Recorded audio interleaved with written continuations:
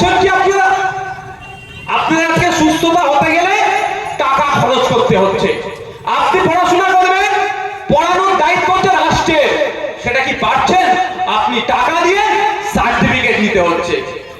এইগুলো বন্ধ হওয়া দরকার। এইগুলো তখনই বন্ধ হবে রাম রহিম যখন একসাথে চিৎকার করবে। আর নাহলে রামেরও সমস্যা হচ্ছে, রহিমেরও সমস্যা হচ্ছে। দুজন কি করছে? একদিকে শুভেন্দু অধিকারী মজিয়ে রেখে দিয়েছে, আর অন্যদিকে ওই শুভেন্দু অধিকারীর ভয় দেখিয়ে মমতা দিদি আপনাকে ভয় কোলে তুলে রেখে দিয়েছে, ফলে এই দুরবস্থা হচ্ছে।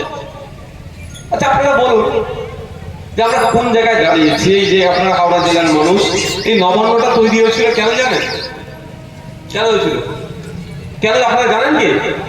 আপনাদের জন্য।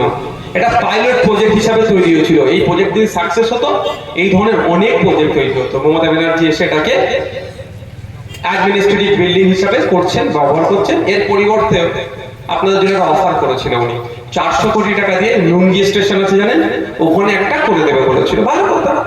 তো 400 কোটি টাকায় 4টি ঈদ গেতেছে এখন ওখানে নুঙ্গি স্টেশনের ওখানে, যেটা এর পরিবর্তে করে দেবে বলে। তাহলে দিনের পর দিন আপনার ক্ষতি করে যাচ্ছে। আর ভোট আসলে কি বলছে, ওইটা এসে যাচ্ছে তোকে মেরে দেবে। মরতে আর কি বাকি আছেন বলুন তো? মরতে আর কি বাকি আছেন? যারা এখানে আছেন, যারা উস্তাগার ছিলেন, এর মধ্যে অনেকে আছে, একটা সময় ছিল এক একটা উস্তাগার 20 জন 25 জনকে কাজ করাতো। সে আজকে টোটো চালাচ্ছে। ভুল বলছি আমি?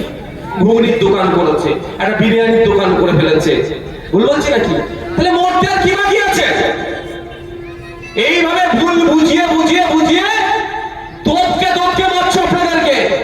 তাই উঠুন, জাগ্রত হন, আপনার অধিকারের জন্য আওয়াজ তুলুন। যে আগামী দিনে সরকারের পরিবর্তন করলে এই নবান্নটা ওই আমার গার্মেন্টস শিল্পের জন্য আবার আমরা খুলে দেব। এই অ্যাডমিনিস্ট্রেটিভ বিল্ডিং যেটা আছে, রাইটার্স বিল্ডিং, সেটাকে আমরা চালাবো। এগিয়ে আসতে হবে তো আপনাকে। আমি যতই চিৎকার করি না কেন, আপনার মূল্যবান ভোটে নবান্নতে আপনি উঠতে পারবেন কি পারবেন না?